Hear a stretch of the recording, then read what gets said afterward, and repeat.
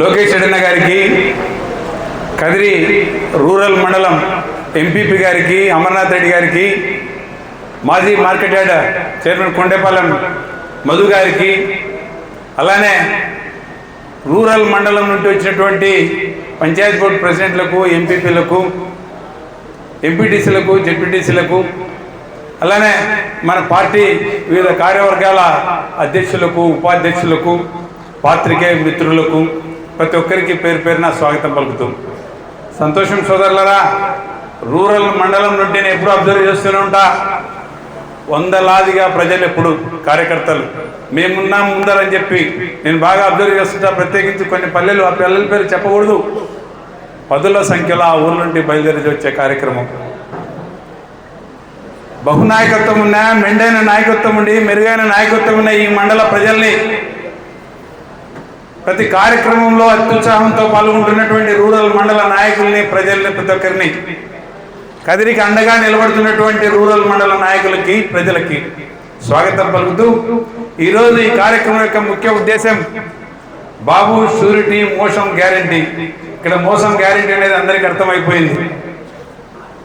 సంవత్సరం 2 నెలలు 3 నెలలు దాటిపోయిన ఈ తరుణంలో నువ్వు ఇచ్చిన హామీలు ఏమి నెరవేరిన టైంలో జగన్మోహన్ రెడ్డి గారు ఉద్యమిస్తూ నువ్వు ఈ తప్పులు చేస్తున్నావు, నువ్వు ఈ మాట ఇచ్చావు, ప్రజలకి మేలైన కార్యక్రమాలు నువ్వు చేయటం లేదు అని ప్రజల్లోకి వచ్చి తిరుగుతున్న తరుణంలో ప్రజల్ని విస్మరిస్తే, ప్రజలకు ఇచ్చిన మాట చేయకపోతే, బద్ధకంగా మన పాలన మనం చేసుకుంటూ అక్కడ కూర్చుంటే ప్రతిపక్ష నాయకుడు అనేవాడు, జగన్మోహన్ రెడ్డి అనేవాడు ఎంటబడుతున్నాడు, చేయకపోతే బాగుండదని చెప్పి ఎంగిల్ చేతితో ఇదిలిచ్చినట్లు చిన్న చిన్న కార్యక్రమాలు ఏమైనా చేయటం, అవి కూడా ఏమైనా సక్రమంగా చేస్తున్నాడా అంటే, పెన్షన్ విషయానికి వద్దాం.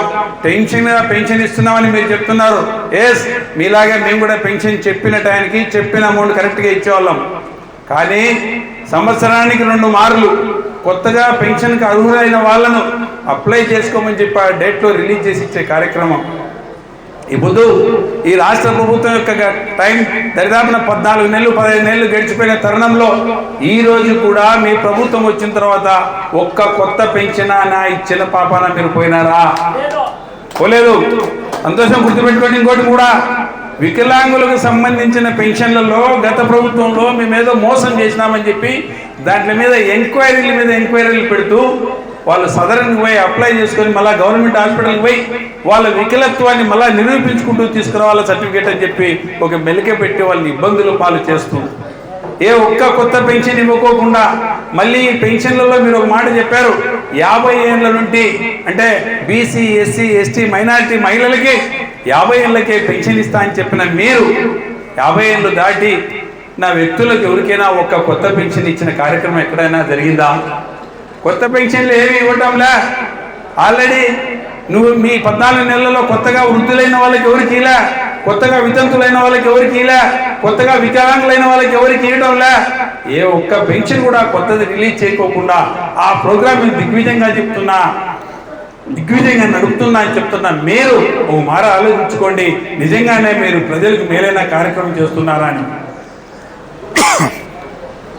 మహిళలకు గతంలో కూడా నువ్వు 2014లో మీరు ప్రభుత్వాన్ని ఫామ్ చేసినప్పుడు కూడా మీరు మహిళలకు ఆ రోజు కూడా డ్వాక్రా మహిళలకైతే సంపూర్ణంగా మీకు ఎంత రుణం ఉంటే అంత రుణము మాఫీ చేస్తానని గతంలో నువ్వు చెప్పావు. ఇంకొక అడుగు ముందుకేసి మీ బ్యాంకు రుణంలో ఉన్న బంగారం యావత్తు తీసుకొచ్చి మళ్ళీ మీ మెడలో వేస్తానని నువ్వు మాట ఇచ్చావు. నిన్ను నమ్మి డ్వాక్రా మహిళలందరూ ఏ ఒక్కరూ కంతు కట్టుకోకుండా బాగా సక్రమంగా నడుపుతున్న వాళ్ళ గ్రూపుల్ని డిఫాల్ట్ గ్రూపులు అయిపోయి పెనాల్టీలలో పడి బ్లాక్ లిస్ట్లో పడిపోయిన చరిత్ర. నిన్ను నమ్మితే మోసం గ్యారెంటీ అనడానికి మోసపోయిన మహిళలే. నీళ్ళుంటేనా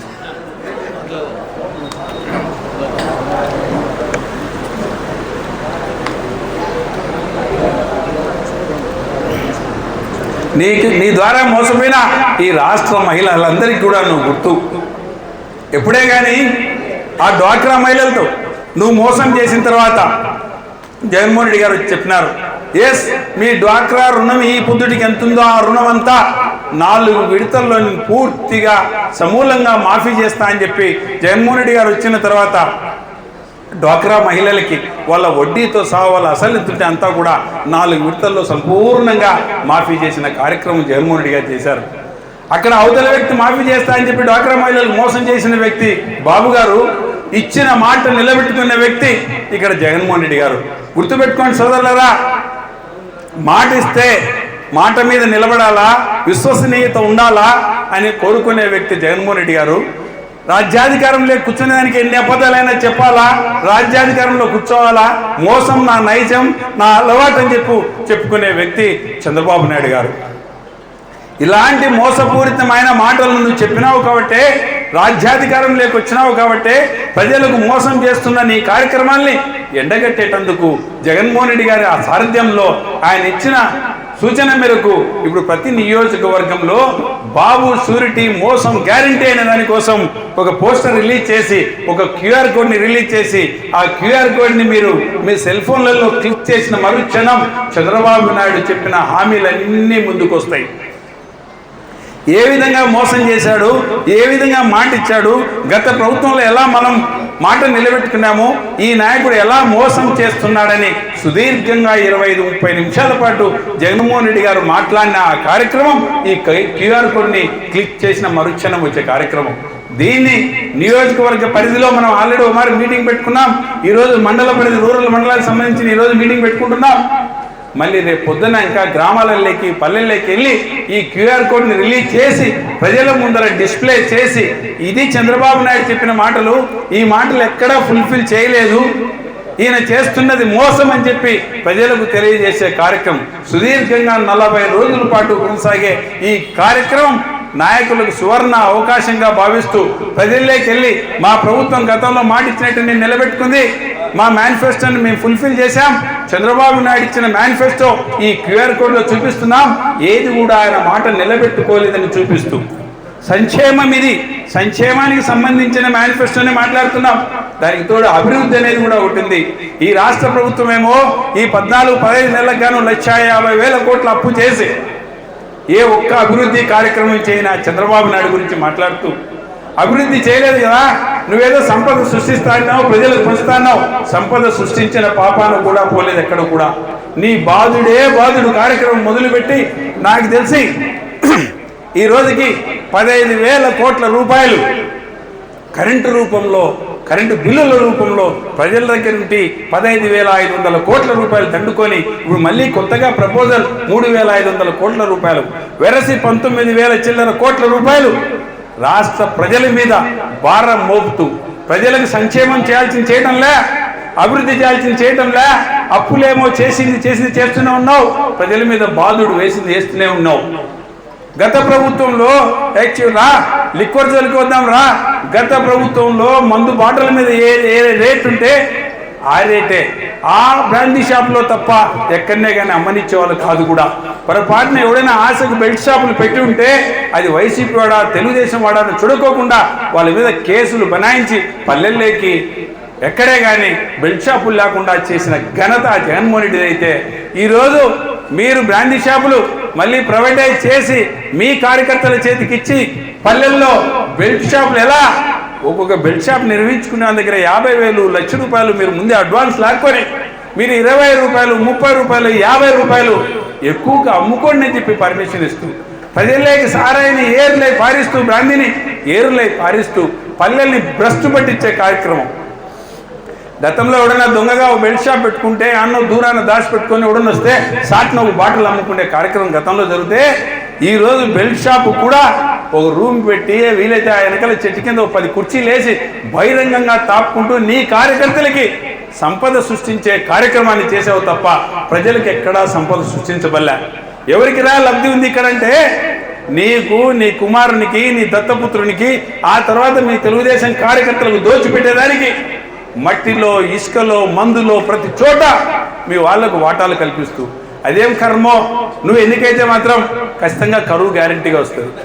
5 ఏళ్ళు ఆ జగన్మోహన్ రెడ్డి గారి పాలనలో తాగునీటికి ఏ పొద్దు బిందె పట్టుకొని పోయిన పాపాన పోలా మహిళలు పల్లెల్లో. నువ్వు వచ్చావు, మళ్ళా కరువు మొదలైంది, మళ్ళా బిందెలు పట్టుకొని క్యూ పెట్టినారు, ట్రాక్టర్తో నీళ్లు తోలుతున్నారు, నెమ్మ బొడవ దీంట్లో కూడా నీకు సంపాదనే, తెలుగుదేశం కార్యకర్తలకు మళ్ళా పంటనే. ఎందుకంటే 4 ట్యాంకర్లు తోలి 40 ట్యాంకర్లు రాసుకుంటారు, మళ్ళీ బిల్లులు చేసుకుంటారు. వాళ్ళు ఎక్కడ చూసినా మీకు సంపద మీ వాళ్ళ కోసమే సంపద సృష్టిస్తున్నావు తప్ప ఈ రాష్ట్ర ప్రజలకు మాత్రం బాధుడు కార్యక్రమం పెట్టి మా జోబులలోంటి నువ్వు మోసపూరితంగా డబ్బులు లాక్కునే కార్యక్రమే చేస్తున్నావు తప్ప ప్రజలకు మేలైన కార్యక్రమం ఏది చేయడా. ప్రభుత్వాలు సంక్షేమాన్ని అభివృద్ధిని రెండు కళ్ళలాగా చూసుకొని అభివృద్ధి చేసే కార్యక్రమాన్ని సంక్షేమం పూర్తిగా తుచ్చిపెట్టేశావు, అభివృద్ధి అంతకు లేకుండా చేసావు. గతంలో జగన్మోహన్ రెడ్డి గారు సంక్షేమం చేస్తూ పాలన చేస్తూ అభివృద్ధి చేసే కార్యక్రమం, సంక్షేమంలో భాగంగా ఆయన మేనిఫెస్టో ఇచ్చినట్టు అన్నీ ఫుల్ఫిల్ చేశారు, ఎక్కడా మోసం చేయలేదు. అభివృద్ధి విషయానికి వస్తే కుగ్రామాల నుండి క్యాపిటల్ వరకు ఎక్కడ చూసినా గ్రామ సచివాలయాలు, రైతు భరోసా కేంద్రాలు, వెల్నెస్ సెంటర్లు కుగ్రామాల్లో డెవలప్ చేస్తూ రాష్ట్రం మొత్తం మీద పోర్టులు, హార్బర్లు, మెడికల్ కాలేజీలు ఒకటి కాదు స్కూల్ అని అంటున్నాం నాడు నేడు కింద డెవలప్ చేస్తూ ఓ దిక్కు అభివృద్ధి, ఓ దిక్కు సంక్షేమము, మానవీయ దృక్పథంలో చూస్తూ ఎక్కడైనా నిరుద్యోగులు ఉంటే వాళ్ళు కూడా ఉద్యోగ కల్పనలో భాగంగా మొట్టమొదటి సంవత్సరమే 4 లక్షల పైచిలకు ఉద్యోగాలు ఇచ్చిన ఘనత గతంలో జగన్మోహన్ రెడ్డి గారికి అయితే, ఈ రోజున నువ్వు సంవత్సరానికి 4 లక్షల ఉద్యోగాలు ఇస్తా, 5 ఏళ్ళకి 20 లక్షల ఉద్యోగాలు ఇస్తా అని చెప్పిన నువ్వు మొట్టమొదటి సంవత్సరమే దరిదాపున 4 లక్షల ఉద్యోగాలు, వాలంటీర్లకు సంబంధించిన 2.5 లక్షల చిల్లర ఉద్యోగాలను ఒక్కటే క్షణంలో ఊడగబెరికిన ఘనత నీది. అదే వాలంటీర్ల గతంలో నువ్వు చెప్పావు, హేళనగా మాట్లాడినావు. లాస్ట్లో మళ్ళీ అవసరం ఉంది కాబట్టి వాలంటీర్లకు 5,000 కాదు 10,000 ఇస్తా అని చెప్పి మోసపూరితమైన మాటలు చెప్పి ఈరోజు వాలంటీర్స్ కూడా మోసం చేసిన కార్యక్రమం జరుగుతోంది. కూడా ఎక్కడా నువ్వు మోసం చేయలేదు. రైతులకు మోసం చేసావు, నిరుద్యోగులకు మోసం చేసావు, మహిళలకు మోసం చేసావు, ఉద్యోగస్తులకు మోసం చేసావు. నువ్వు చెయ్యని సెక్టార్ అంటూ లేదు. ప్రతి చేతివృత్తుల వారికి ప్రతి ఒక్కరికి మోసం చేసే కార్యక్రమం తప్ప నువ్వు ఏది చేయలేదు. నువ్వు ఇచ్చిన సూపర్ 6 హామీల గురించి మేమేమైనా మాట్లాడితే మాకు 4 మందం అంటున్నావు. నువ్వు కాదా? మేము ఎవరైనా అడిగామా? ప్రజల మధ్యకు వచ్చి 18 ఏళ్ళ నుండి 60 ఏళ్ళ మధ్య ఉన్న ప్రతి మహిళకు నెలకు 1,500 చొప్పున సంవత్సరానికి 18,000 రూపాయలు ఇచ్చిందని చెప్పింది నువ్వు కదా? ఈ పొద్దు ఆ హామీ గురించి అడిగితే దాన్ని P4లో కలిపేసినాను, ఎవరే కానీ దాన్ని ఊసెత్తకూడదని చెప్పి మా మీద దౌర్జన్యం చేసే ఈ దౌర్జన్య కాండ మీరు కదా చేస్తున్నది. ఎవరైనా మా మహిళలు అడిగారా? నెలకు 1,500 చొప్పున సంవత్సరానికి 18,000 చొప్పున మాకు ఇమ్మని మేమని అడిగామా? నువ్వు చెప్పావు మోసపూరిత మాటలు చెప్పి నువ్వు ఓట్లు వేయించుకొని ఈ బుద్ధు మోసం చేసే కార్యక్రమం కాదా ఇది? నిరుద్యోగులు ఏమన్నా అడిగారా?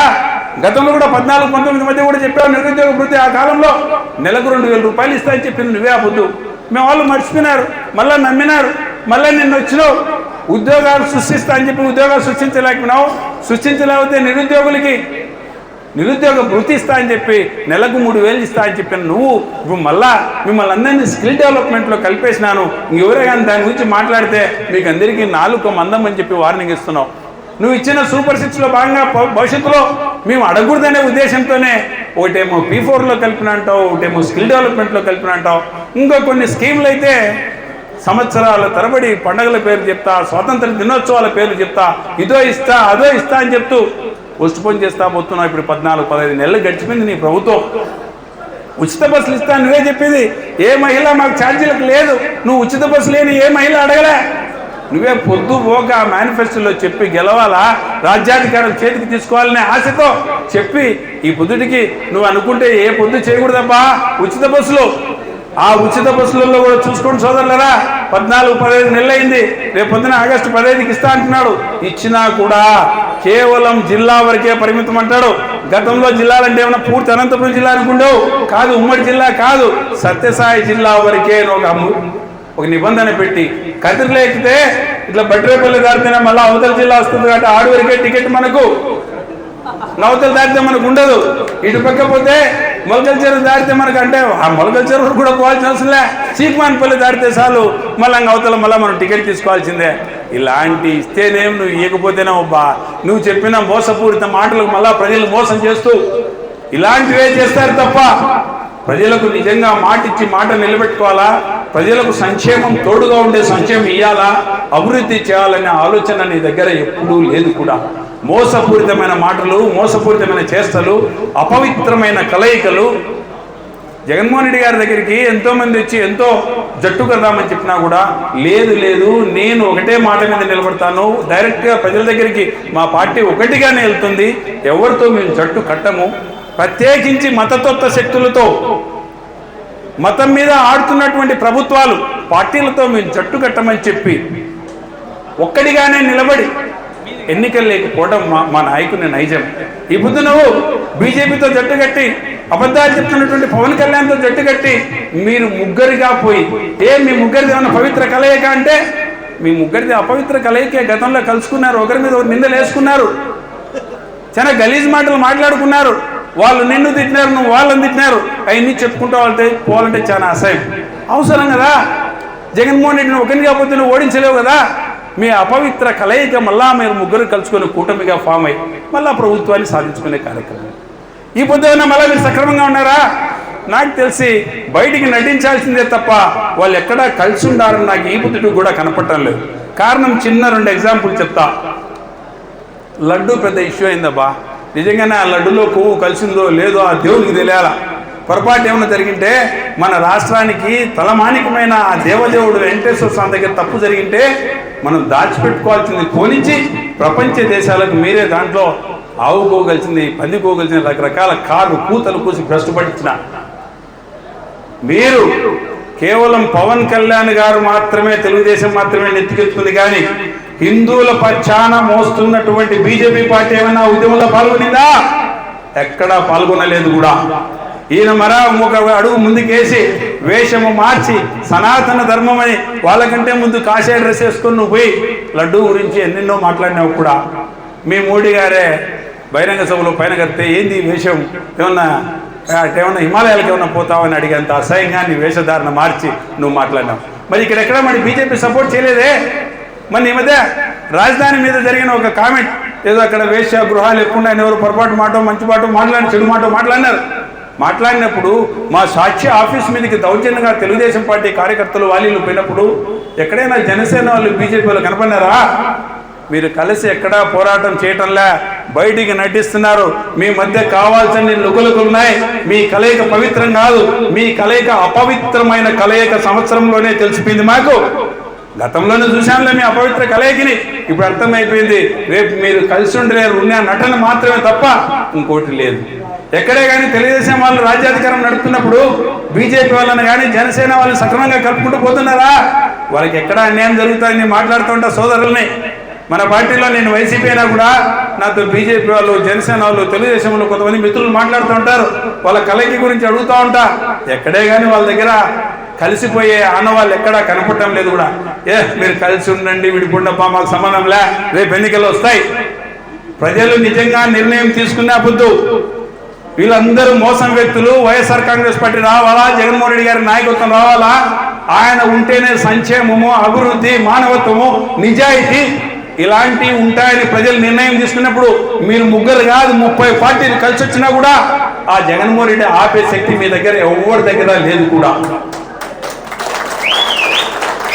నిన్న కూడా పొరపాటునో గ్రహపాటునో ఎక్కడ పొరపాటు జరిగిందో పూర్తిగా చెప్పలేను. కానీ పొరపాటున మాత్రమే మేము రాజ్యాధికారం, జగన్మోహన్ రెడ్డి గారు రాజ్యాధికారం కోల్పోయినాం తప్ప, కోల్పోయినా కూడా మళ్ళా ప్రజల దగ్గరికి తలెత్తుకొని మా నాయకుడు కానీ, మా నాయకులు కానీ, మేము కానీ, ఓటర్ కానీ మేమెక్కడా మోసం చేయలేదు.